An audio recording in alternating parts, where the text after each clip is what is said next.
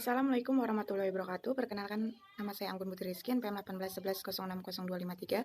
Baiklah, di sini saya akan menjelaskan sistem pencernaan pada hewan. Sistem pencernaan pada hewan merupakan struktur sistem pencernaan yang berbeda-beda dalam berbagai jenis hewan tergantung tingkat tinggi rendahnya organisasi sel hewan atau jenis makanannya. Sistem pencernaan pada hewan dibagi menjadi dua kelompok, yaitu yang pertama adalah sistem pencernaan pada hewan invertebrata dan yang kedua adalah sistem pencernaan pada hewan vertebrata. Pertama yaitu adalah sistem pencernaan pada hewan invertebrata. Sistem pencernaan pada hewan invertebrata umumnya dilakukan secara intrasel, seperti pada protozoa. Pencernaan dilakukan dalam alat khusus yaitu vakuola makanan, sel koanosit, dan rongga gastrovasaluler. Nah, yang pertama yaitu ada sistem pencernaan makanan pada cacing tanah. Makanan cacing tanah berupa daun-daun atau sampah organik yang sudah lapuk. Cacing tanah dapat merubah senyawa organik tersebut berubah menjadi molekul sederhana dan dapat diserap oleh tubuhnya. Sisa pencernaan makanan dikeluarkan oleh anus. Kedua yaitu adalah sistem pencernaan pada serangga.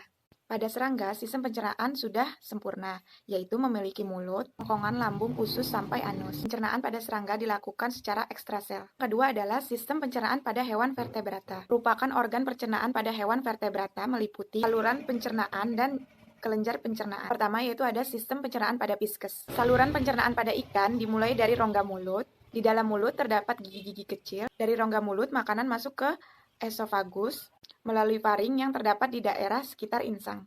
Esofagus berbentuk kerucut pendek yang terdapat di belakang insang. Bila tidak dilalui makanan, maka lumennya akan menyempit. Dari kerongkongan, makanan didorong masuk ke dalam lambung. Lambung umumnya membesar, tidak jelas batasnya dengan usus. Kemudian dari lambung, makanan masuk ke dalam usus yang berupa pipa panjang dan berkelok-kelok yang sama besarnya.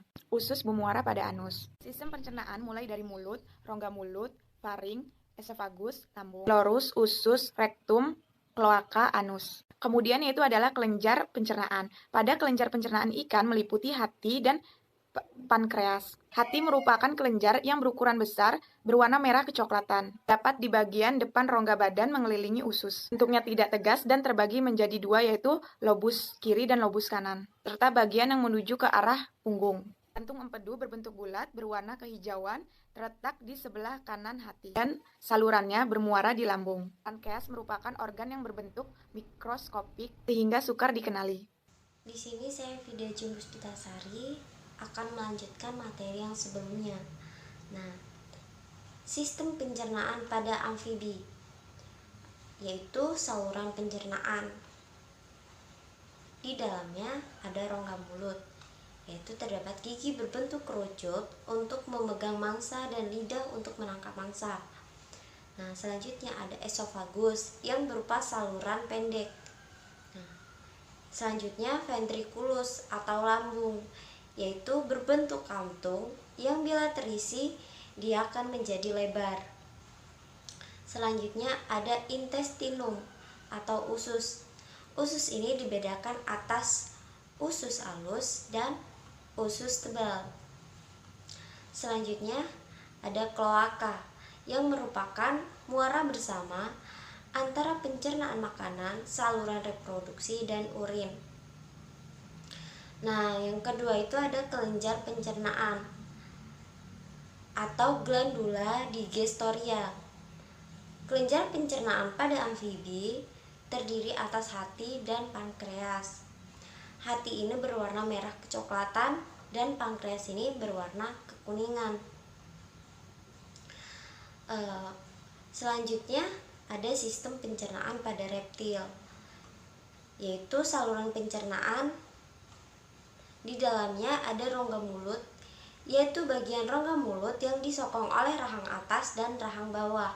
Masing-masing memiliki deretan gigi yang berbentuk kerucut, gigi menempel, dan sedikit melengkung ke arah rongga mulut.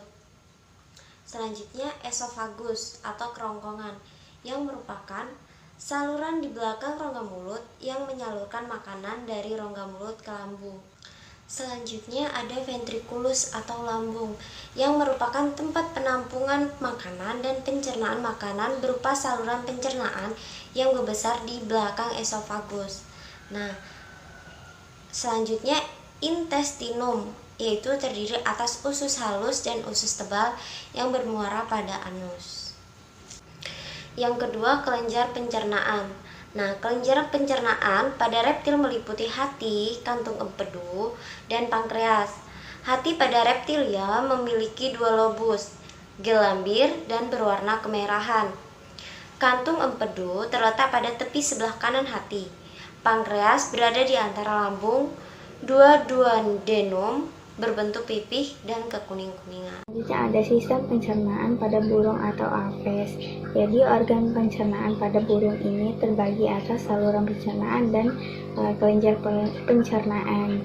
Makanan burung ini bervariasi berupa biji-bijian, hewan kecil, dan buah-buahan. Kemudian terdapat saluran pencernaan atau traktus digestivus, yaitu terdiri dari paru yang merupakan modifikasi dari gigi. Kemudian ada rongga mulut yang terdiri dari rahang atas yang merupakan penghubung antara rongga mulut dan tanduk. Kemudian ada faring ini berupa saluran pendek. Lalu ada esofagus. Pada burung terdapat pelebaran pada bagian ini yang disebut dengan tembolok. Nah, berperan sebagai tempat penyebar makanan yang dapat diisi dengan cepat. Kemudian ada lambung.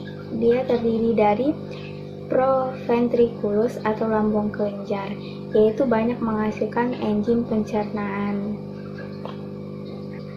Nah, pada intestinumnya terdiri atas usus halus yang tebal bermuara pada kloaka. Nah, kemudian yang terakhir ada usus halus pada burung terdiri dari duodenum, jejunum, dan ileum. Nah, pada yang kedua ada kelenjar pencernaan atau glandula digestoria yang merupakan kelenjar pencernaan burung ini meliputi hati, kantung empedu, dan pankreas. Pada burung merpati, dia tidak terdapat kantung empedu.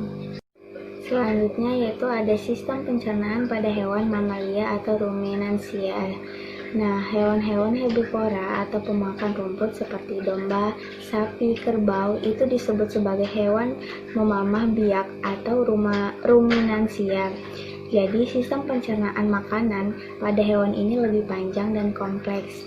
Makanan hewan ini banyak mengandung lelulosa yang sulit dicerna oleh hewan pada umumnya, sehingga sistem pencernaannya berbeda dengan sistem pencernaan hewan lain.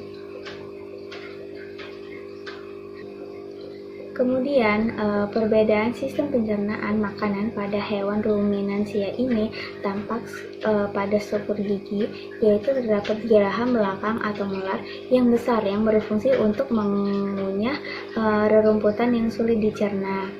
Di samping itu juga pada hewan ruminansia ini terdapat modifikasi lambung yang dibedakan menjadi 4 bagian, yaitu ada rumen, retikulum, omasum, dan juga obamasum. Dimulai dari kerongkongan akan masuk ke rumen yang berfungsi sebagai gudang sementara bagi makanan yang tertelan. Kemudian di rumen terjadinya pencernaan protein, polisakarida, dan fermentasi selulasa oleh enzim selulase yang dihasilkan oleh bakteri dan jenis protozoa tertentu. Nah, dari rumen tersebut makanan akan diteruskan ke retikulum dan ditempatkan. Nah, ini makanan akan dibentuk menjadi gumpalan-gumpalan yang masih kasar atau disebut dengan bolus. Nah, bolus ini akan dimuntahkan kembali ke mulut untuk dimamah kedua kalinya. Dari mulut, makanan akan ditelan kembali untuk diteruskan ke omasum. Nah, pada omasum terdapat kelenjar yang memproduksi enzim yang akan bercampuran dengan bolus. Akhirnya, bolus tersebut akan diteruskan ke abomasum, yaitu perut yang sebenarnya, dan di tempat ini masih terjadi proses pencernaan bolus secara kimiawi oleh enzim. Jadi, hewan herbivora seperti kuda, kelinci, dan mamut ini tidak mempunyai struktur lambung seperti halnya pada sapi untuk fermentasi selulosa. Pada proses fermentasi atau pembusukan yang dilakukan oleh bakteri terjadi pada sekum yang banyak mengandung bakteri. Nah, proses fermentasi ini pada sekum tidak seefektif fermentasi yang terjadi di lambung. Akibatnya, kotoran kuda, kelinci, dan mamut ini lebih kasar karena pencernaan selulosanya hanya terjadi di satu kali, yaitu pada sekum. Sedangkan pada sapi, proses pencernaan terjadi 2 kali, yaitu pada lambung dan sekum. Keduanya dilakukan oleh bakteri dan protozoa tertentu. Nah, adanya bakteri selulotik pada lambung hewan memama biak merupakan bentuk simbiosis mutualisme yang dapat menghasilkan vitamin D. Sekian presentasi dari kami. Terima kasih. Wassalamualaikum warahmatullahi wabarakatuh.